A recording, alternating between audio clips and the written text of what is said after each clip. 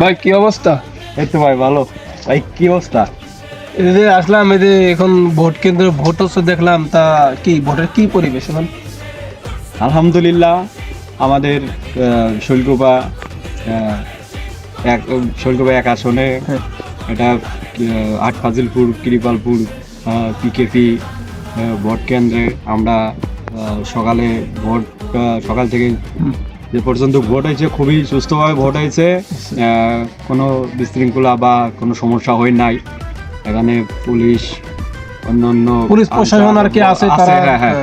তো এখন পর্যন্ত খুব সুস্থভাবে ভোট হয়েছে, ইনশাল্লাহ পরবর্তীতেও হবে। আমাদের এখানে খুবই ভালো আছে। তারপরে এখন মানুষ যে পরিমাণ যেভাবে সুস্থ ভোট দিচ্ছে, মানে আগে তো এরকম কোনো ইয়ে ছিল হয় না, হয় না, একতরফা ছিল, হয় না, তাই না? হয় না। তার মানে এখন দেখা যায় মানে কোনো ঝামেলা ভীতি কোনো কিছু নেই, তাই না? না না না, এখন যেহেতু আমাদের এই 5 নং ওয়ার্ড, আমাদের তো এটা 5 নং ওয়ার্ড, 5 নং ওয়ার্ড। হ্যাঁ, 5 নং ওয়ার্ডটা আসলে মনে করো তো খুবই সুস্থভাবে সবাই ভোট দিয়ে চলে যাচ্ছে।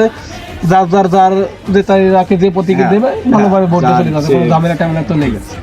আর এর আগে যখন আওয়ামী লীগ ক্ষমতায় ছিল তখন তো ভোট মন করে ওরা নিজেরা এসে কেন্দ্রে দখল করে seal gate gate gate gate করে মন করে যে যেরকম পারছে দিছে, কিন্তু আচ্ছা।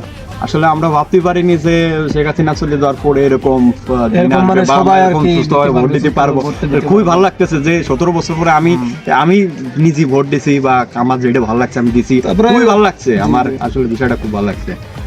তারপরে এখন মানে ভোট দিয়ে তো আপনি আসলে খুবই ভালো একটা হ্যাঁ, আমি করতেছেন আসলে আর এখন উপরের মালিক হচ্ছে আল্লাহ।